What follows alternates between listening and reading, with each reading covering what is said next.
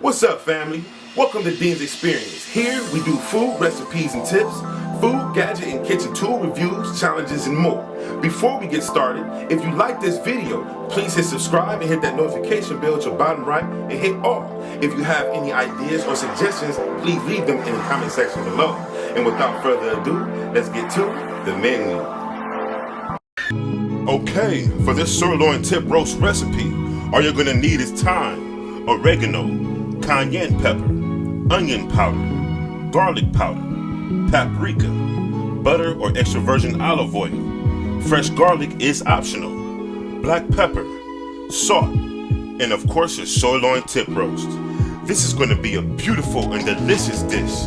And without further ado, let's get to creating this, family. This is a movie, cuz. Okay, we're going to start off with our butter rub.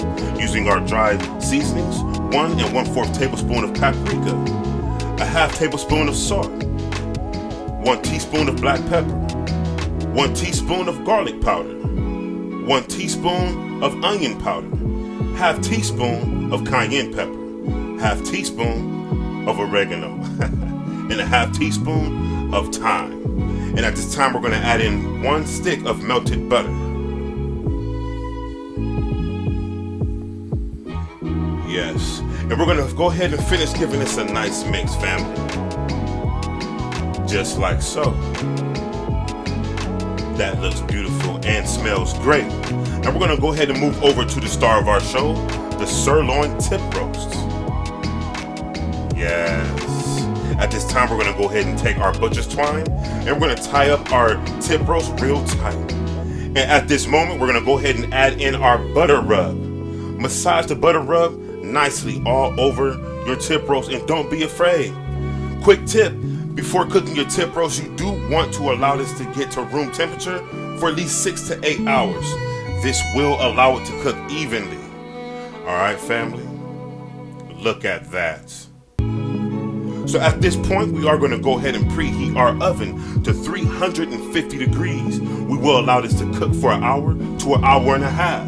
Until then, quick facts.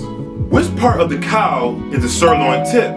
Although its name suggests otherwise, this cut comes from the round primal and is found on the front end of the rear leg, often fabricated into roast, which is great when braised, but can also be cut into steaks or used for ground beef, also known as knuckle and formerly known as round tip.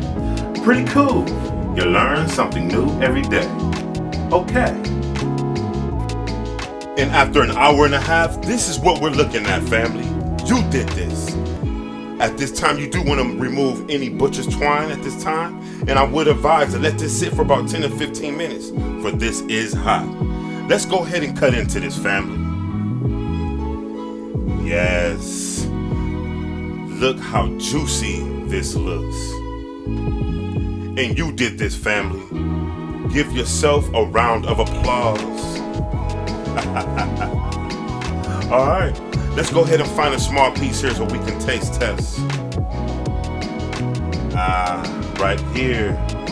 Okay, let's see what we're tasting like.